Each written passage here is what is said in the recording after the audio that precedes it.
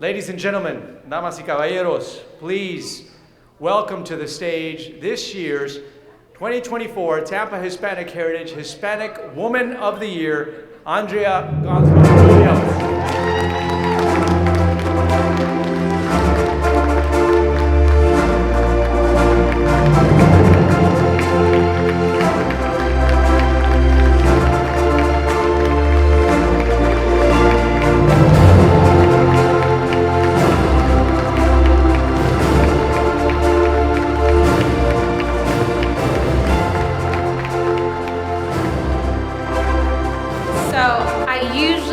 From the hip when I give speeches. I try to follow in my father's footsteps, but tonight was too important, so I actually put some things down in paper. I think overall, Raphael and I both can agree, this has been surreal. I honestly don't feel like I am deserving to be amongst all of the amazing people that have received this award before me. But thank you so much.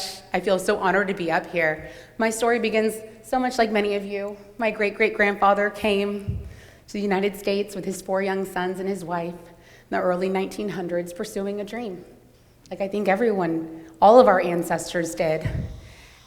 And I'm so grateful that he did, and the Columbia was founded in 1905. But I have been so blessed to grow up in a different world than what they grew up in. Back then, it was not a world of acceptance for Hispanics. My grandmother, my grandfather, my father, they all faced adversities. They were discriminated against. And I've been so blessed to not really experience that. My grandmother, being a female, she was even more faced with adversity, being in a male-dominant culture. She was one of the first women to go to Juilliard School of Music. She was a concert pianist, but she was never allowed to work in our restaurant because of the union. The union did not allow women to work. But in 1979, the year I was born, the year Tampa Hispanic Heritage Inc. was founded, the first women worked because my father founded or created a non-union restaurant within our restaurant. So the first female servers worked at the Columbia, which was a huge turning point. And he was also the first person to hire, first female to work in the kitchen at the Columbia, which just so happened to be me. Yeah, kind of ironic. But because my grandmother and my father and my grandfather pushed society and did not accept these limitations based upon heritage or gender, they blazed the trail for so many. I have always been so lucky to have them all as a role model for me. And Margarita Gonzalez, she was always one of my biggest cheerleaders. They forever changed the world I know. They always empowered me and told me I could do whatever I wanted. I could become whatever I wanted. And I took it and I ran with it. So to say that I am now the third generation in my family, third generation in my family to receive this honor, which I didn't realize my grandfather had received it as well. So I've got my grandmother, my grandfather, and my father. Second generation Woman of the Year. Fills my heart with so much joy. I can't help but think of my grandmother. As I was getting ready today, all I could think about was her. I could feel her with me. I know she's with us tonight. But honestly, I feel like I'm a little too young to be getting a Lifetime Achievement Award. I am only 45. Of course, my father said, well, that just means you're getting old. So I thought about that, I pondered that, and my theory is that my parents just set me up at a very young age to start doing good things, to making a difference, to making a change. So for the record, I am not old. You can think whatever you want. But from an early age, my parents always stressed me how important it was to be involved in my community. And at 23, at 24, you're like, oh, this is exhausting. I don't want to be on all these boards. Why do I have to do this? I don't know any of these people. But as I've gotten older, you find things that you're passionate about. You find things that you love. And it's not a chore. It's not work. It becomes a part of who you are. And one of our many interviews Raphael and I've had, it dawned on me that it's not. It is who I am, it's who I want to be, and what I want my daughter to see me do. So, whether, like my husband said so many times about the Humane Society, whether I'm supporting the animals that are on land or the animals that are in the ocean with the Florida Aquarium, I love to be on that board. I love being an ambassador for our city. That is probably one of my most favorite things I could possibly do. But my most favorite thing is my alma mater, my USF, my Go Bulls.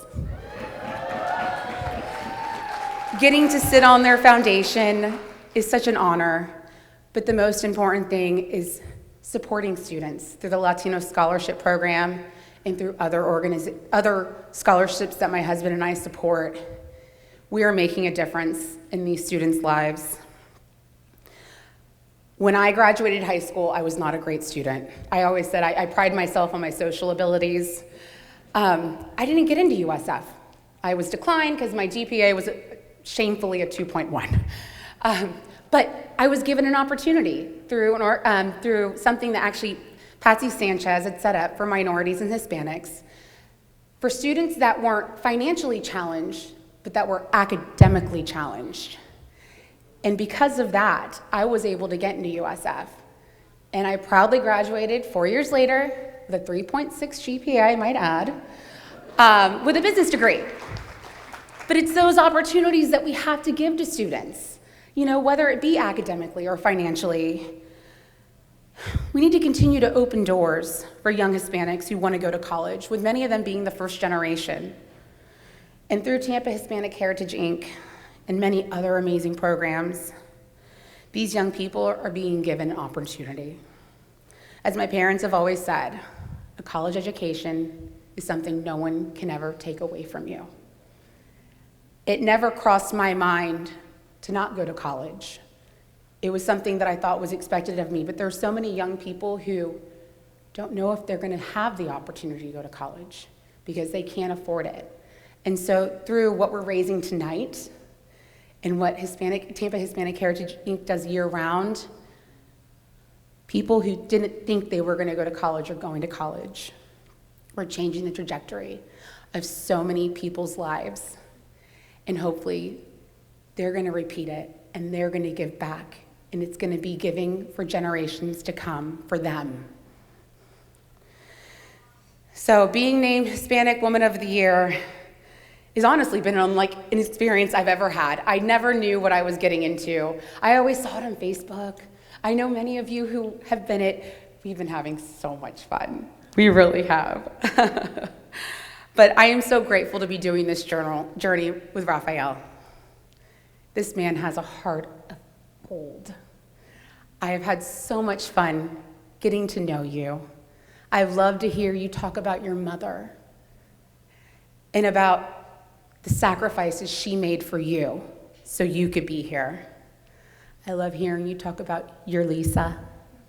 I love that. It always makes my heart skip a beat when I hear you say that, and to hear you talk about your boys. Getting to know you has been such a blessing. We have laughed, and we know that you've definitely cried. Gave him a hanky for that. But it has been amazing. The memories we're creating are going to be memories I will cherish for the rest of my life, and I have no doubt. I mean, granted, you will always be my Hispanic Man of the Year. Mine, no one else's. And you are my esposo for this year.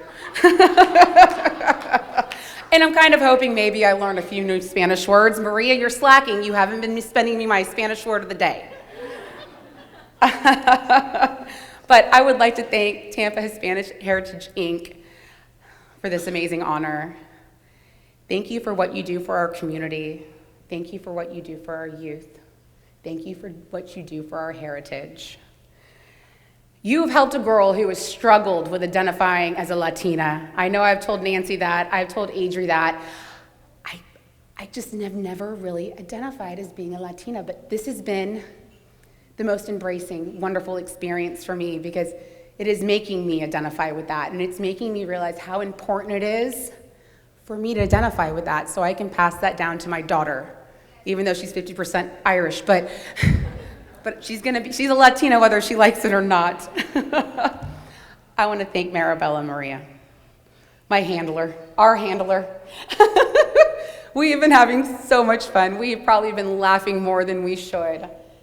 And I can't wait to see what the rest of this year has in store. I want to thank my parents.